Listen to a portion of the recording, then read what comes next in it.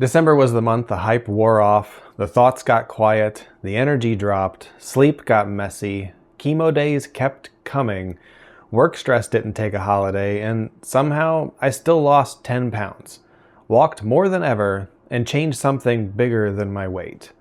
I stopped trying to become someone and started claiming who I am. Yeah, December may have been a grind, but it was also a turning point. Welcome to my freedom journey, the ongoing story of rebuilding my health, reclaiming my life, and training for my first marathon. Every month I share the wins, the setbacks, and the truth of what it takes to keep moving forward. Let's jump straight into December's numbers. My trend weight for December started at 282.8 pounds and ended at 272.5 pounds. That's down another 10.3 pounds this month. I averaged about 1,578 calories a day, with macros around 159 grams of protein, 59 grams of fat, and 119 grams of carbs. And my average steps jumped from about 5,200 a day in November to over 7,200 a day in December. But the real story of December wasn't just the charts. It was what happened when the motivation faded and I kept going anyways. Early in the month, I noticed something strange. My mind got quiet, almost silent. After all the chaos of November, travel, family, stress, and pressure, it felt like once I finally told those internal voices, "I hear you, I'm not fighting you," they backed off. At first, I didn't know if that was peace or if I was just exhausted, and the answer was exhausted. I hadn't recovered from all the stress, but I still stayed on track and stuck to my training. I kept voting for the person I want to be, someone who can move, who isn't trapped by his body, who can do hard things and keep going. One of the hardest parts of December was the energy.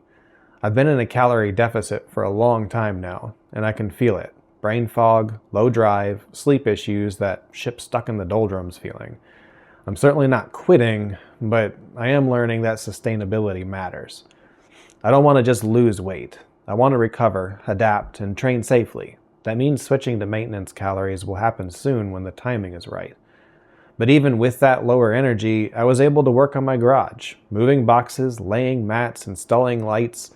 If I had tried to do all that before this journey, I probably wouldn't have even started. But if I had somehow mustered the motivation, I would not have finished, and I would have been laid up in serious pain the next several days. Now though, I can work, recover, and come back the next day and do more. This caused me to realize something that I haven't heard talked about in this specific way. Exercising may at first take up time and energy that you feel like you don't have, but as time goes on, you gain not more time, but capability. Things that used to wreck me now just get done. I don't bounce back because I'm tougher, I bounce back because I've built capacity. I've also been trying to nail down my exact why for doing this, and I think maybe it has shifted around some, but what it mostly came down to was a shifting of my perspective to my future self rather than being focused on my current self. I've heard a lot of people talk about doing this kind of thing for themselves, but that's not entirely true. I'm certainly not doing this for myself, I'm doing this for my future self. And this process for my current self really sucks, and I'm making small sacrifices every day, but that is the only way to build a future for yourself. Even just this week, I really didn't want to complete my workout and found myself thinking, skipping this last set won't matter. But that's a lie I'm telling myself. Each set that I do now will make that marathon easier. It will make life for my future self easier, and that got me through it. Thinking about how difficult the marathon and the future training is going to be, of course I'm going to do the small work now to make that future work easier. I want to be running that marathon with no regrets, knowing that I did everything that I could to prepare myself for that moment. I also stepped out of my comfort zone some more and started pushing the channel. I shared the video publicly with more people that I know, and I posted it on Facebook for all my Facebook world to see. I told people about it, and it feels super weird and honestly makes me extremely uncomfortable to say, "Hey, go look at me on YouTube." I don't like that feeling of tooting my own horn. I'd rather just quietly work and have people magically notice me. But sadly, that's not how any of this works. If I want to be seen, I have to show up. So even though I still feel like I can do these videos better and still need to practice reading these scripts, I'm still working on internalizing that imperfect and posted is better than perfect and never exists. Mid-month, I finished reading Atomic Habits by James Clear for the second time, and one of my favorite quotes was this: "You do not rise to the level of your goals. You fall to the level of your systems." Without realizing it, I had already worked to apply this to my journey. I didn't set out to lose weight. I set out to learn how to do difficult, grindy things. And the specific thing in this case was learning how to eat better and lose weight, but I did my best to keep focused on the building of the process being my goal rather than some specific number on the scale. This helped me because I wasn't locked into some sort of specific diet, and it didn't really matter what the scale said, although my brain and emotions said otherwise many, many times. As long as I was still working to learn how to do the difficult things, then I was winning and making progress. I'm not trying to become a different person overnight. I'm building a system that makes the next right choice easier. I do, however, want to share one difficult struggle that I had at the very end of the month. My girlfriend and I went out of town to celebrate Christmas together and just relax. We specifically wanted to stay at a hotel with a hot tub and pool. And while trying to enjoy myself, I had this moment where my confidence and insecurity collided.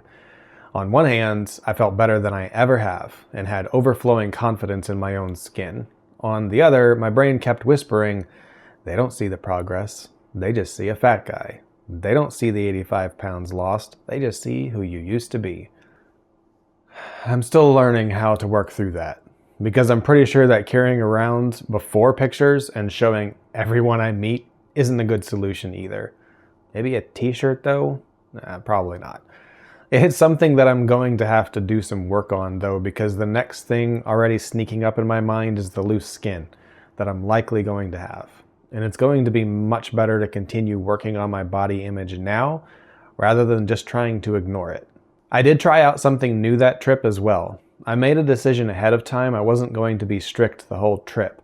If I wanted something, I could have it. I would track it, but there would be no guilt because I chose it in advance. In a way, it felt like practice for the future since I'm not going to be in this calorie deficit forever. Now, I did end up having some minor craving struggles after we got back, but I made sure that my girlfriend kept the rest of the icing cookie sandwiches out of sight. And I was right back into the groove of my system for nutrition the rest of the week at work.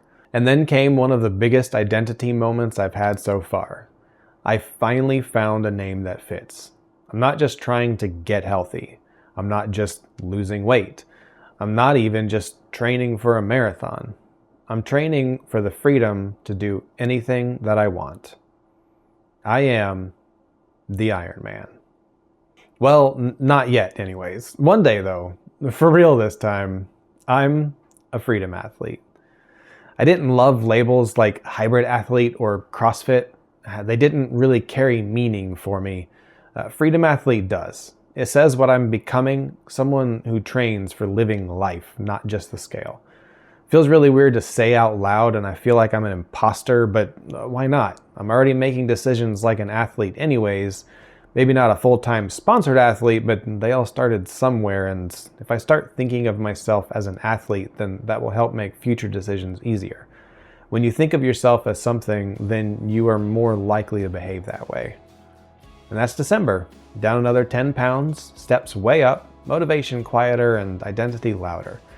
I didn't just stay on track, I kept going through low energy, stress, and silence. And I started becoming the kind of person who does this as a normal part of life. January's goal still isn't to go harder or chase some dramatic transformation. It's to keep the systems working and start making smart adjustments for energy and sustainability, so I can keep building this for the long haul. Same habits, same increase in movement, same identity. One more month of showing up like a freedom athlete. If you're on your own journey, breaking patterns, choosing discipline over regret, or learning to believe in the person you're becoming, you're not alone. I'm right here with you. The time is going to pass anyways, so let's make this next month count.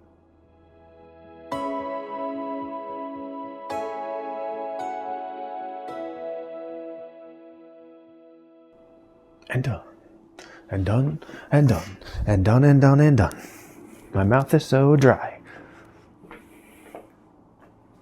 Are we still recording?